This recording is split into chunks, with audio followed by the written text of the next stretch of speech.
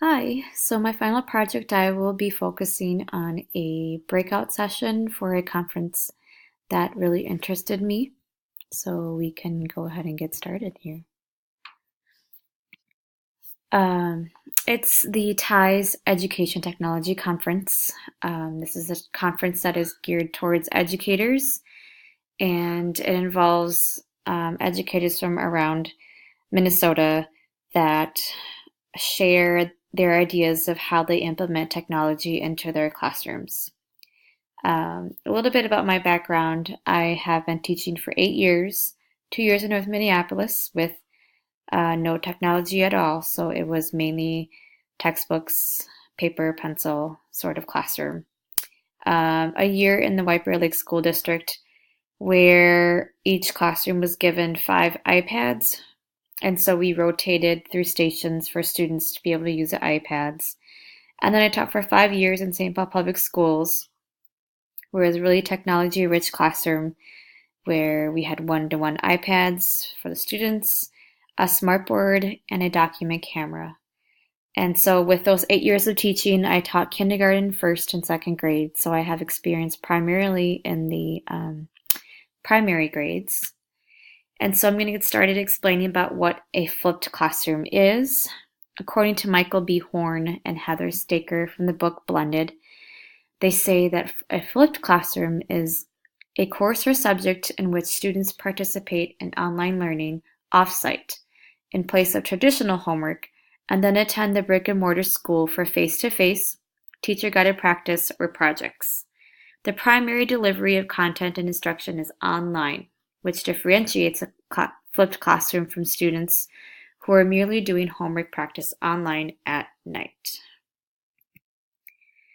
If we continue learning about what a flipped classroom is, it's pretty much a traditional classroom flipped 180 degrees. So the instruction is at home and the practice is at school. Whereas in a regular classroom, the instruction would be at school and the practice would be at home as a place for homework. So instead, if we take a look at the figure that was retrieved from the book Blended, you could see that at school, the offline learning is happening where the teacher is guiding students in practice and projects or activities.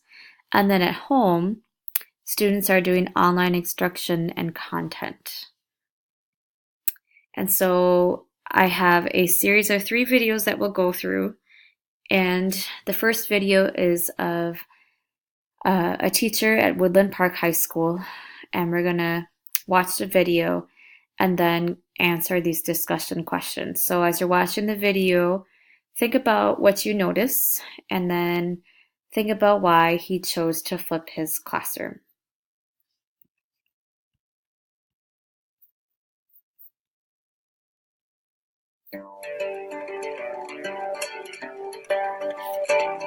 I'm Aaron Sams, and I teach science here at Woodland Park High School. My ultimate goal, I guess, as a teacher is to help students become learners who can learn for themselves and by themselves.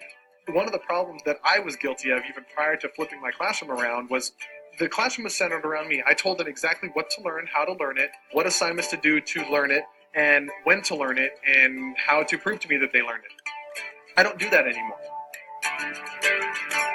We changed the place in which content is delivered. Instead of standing in front of a class and delivering, here's how you do this type of problem, here's how this works, I deliver that direct instruction now asynchronously at home through these videos that we make with Camtasia Studio. Kids come to class, they don't show up to learn new stuff, they show up to apply the things that they learn at home and to ask me questions about the things they learned at home. So now they can have my lesson, if you will, what I would normally have stood up and lectured to them in class with some added features. They get that at home. And then what they were expected to do for homework is now what they do in my class. Life is different for me because I no longer am the guy who stands up in the front of the classroom and just yaks at a student for an hour or however long the class is.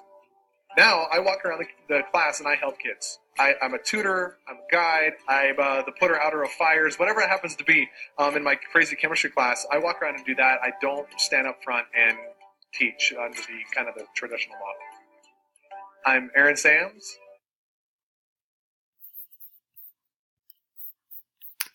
Now going back to our presentation here, thinking about what we noticed and why he chose to flip his classroom. The next video we're going to watch is of a middle school where they decided to flip their classroom to engage their students. And so you'll see what they did here in this video.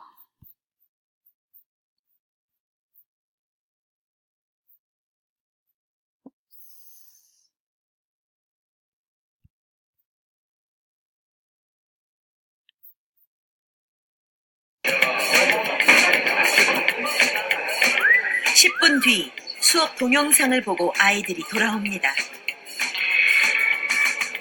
상황이 어떤 상황인데? 뭔가 분위기가 다른데요? 자, 기다리고 돌아오시면 그래서 뒤에 여자가 남자를 교실이 이상해졌습니다. 남자가 떠나니까 그걸 어떻게 해? 수순이 연예인 왠지 알겠어? 끝없이 떠드는 아이들을 가만히 들여다보면 모두 선생님이 나눠준 과제를 함께 푸느라 정신없습니다. 네, 네, 여기세요. 네, 후렴구가요. 네, 반복되는 거잖아요. 그렇죠, 네. 그래요.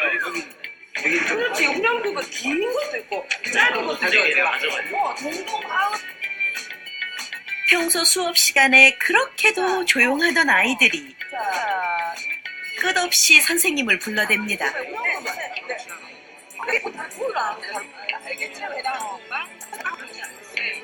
마치 어미를 기다리며 삐약거리는 아기 새떼 같습니다. 일찍이 볼 수 없었던 질문 대공세입니다.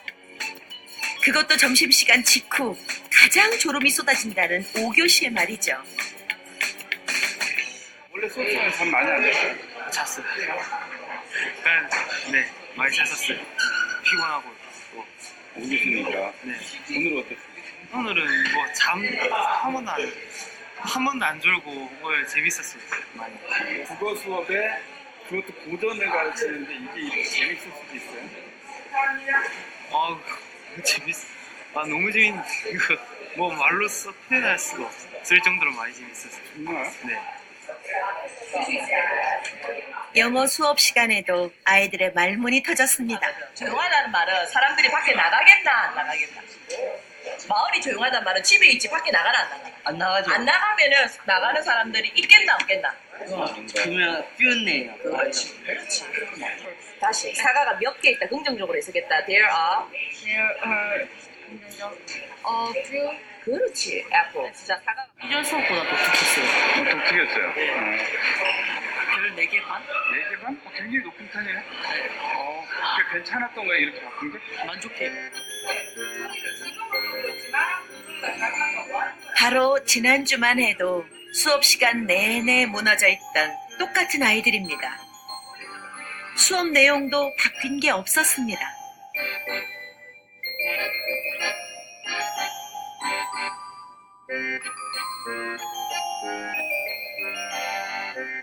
과연 이 변화는 지속될 수 있을까요?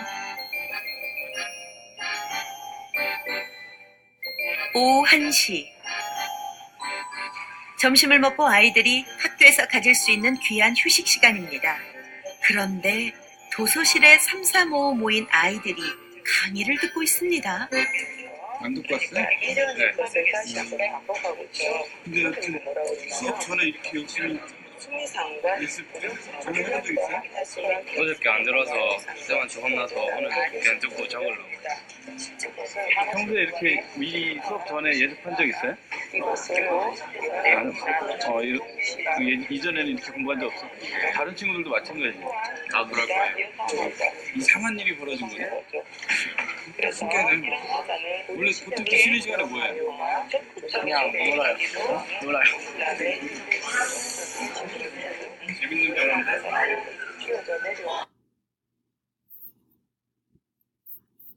So we can see from that video What are the that elements that students make up a group? were disengaged, falling asleep in the lessons that were given, but the content stayed the same as the teachers decided to change how the instruction was given. And then the third video is about a local classroom at Stillwater Area Public Schools, and you'll hear from students and parents about their experience with a flipped classroom. Teachers last year in our district who really engaged with the flipped classroom project said two things. Number one, they said, this has been the most difficult year I've had as a professional. But they also said something very powerful. They said, this has been the best year I've ever had.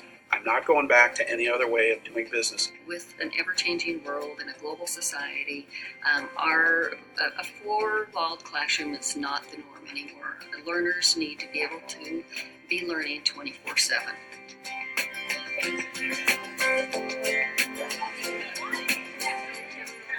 One parent was very concerned about how it would deal with their child. It was kind of an average student. So they came to me with these concerns. I said, let's just try it out and see how it goes. And I kept in contact with those parents. And a couple of weeks into it, they just said their daughter was thriving. They loved that they were able to sit there and watch the lesson and talk through the lesson with their child. And they thought that she was getting a deeper understanding of it. When you do flip math at home, it's easier to go back to school and know the lesson ahead of time. I like the idea of the video because it will help you. And if you don't get a question on the quiz, then you can go back to the video and watch it again. And then the other powerful thing is if they still have a question, they can go back to their teacher in their classroom and say, you know what, I didn't get this in the video. Can you explain it to me? And when I have that buy-in from them, when they kind of feel like they're in charge of where they're going, or at least they have some say in where they're going, I can give them a goal. We can talk about where, the direction that I need them to go, but they get to kind of map that course themselves. I think they get excited about learning.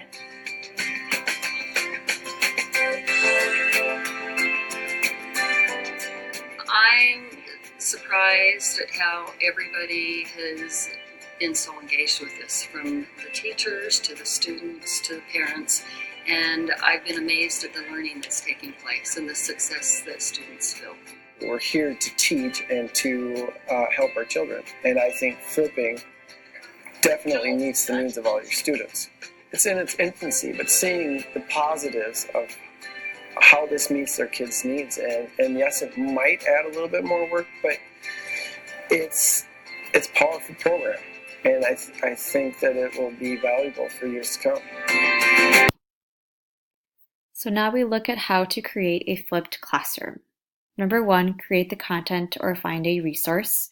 So create your own video, lesson, or find resources out there. Number two, embed a formative assessment, whether it's through Quizlet or some type of quiz. Number three, share it with your students through Google Classroom, Seesaw, or ClassDojo. And then lastly, view and analyze the formative assessment.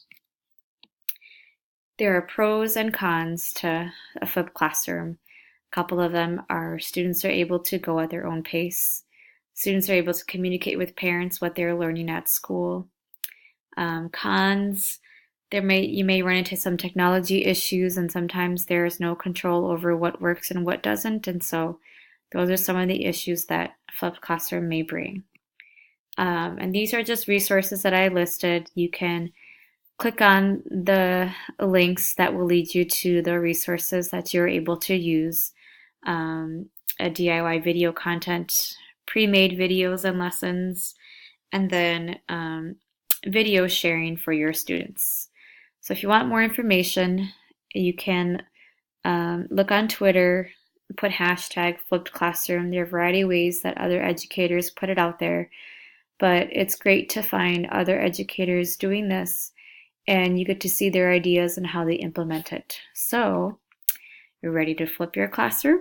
I hope so.